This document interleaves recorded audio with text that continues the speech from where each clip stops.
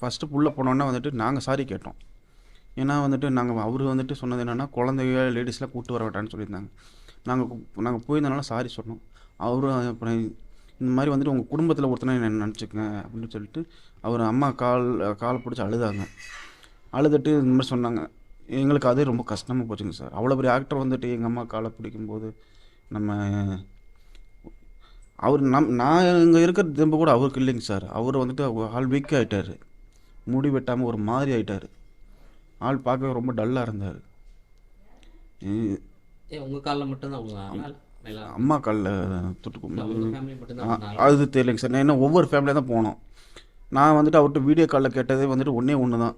இந்த மாதிரி வந்துட்டு பாப்பா வந்துட்டு உங்களை பார்க்கணும் வந்து வந்துட்டாங்க, ஒரே ஒரு ஃபோட்டோ மட்டும் எடுக்கணும், பாப்பா ஃபோட்டோ வச்சுன்னு சொல்லிட்டு இந்த ஃபோட்டோ கொண்டு போயிருந்தேன் நான்.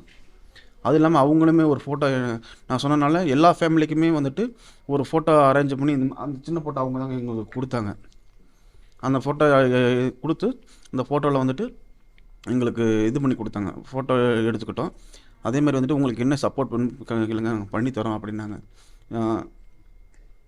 உங்கள் ஜாப்போ இல்லை ஒர்க்கோ இல்லை வேறு எதாவது பண்ணோம்னா சொல்லுங்கள், நாங்கள் பண்ணித்தரோம் அப்படின்னு சொன்னாங்க.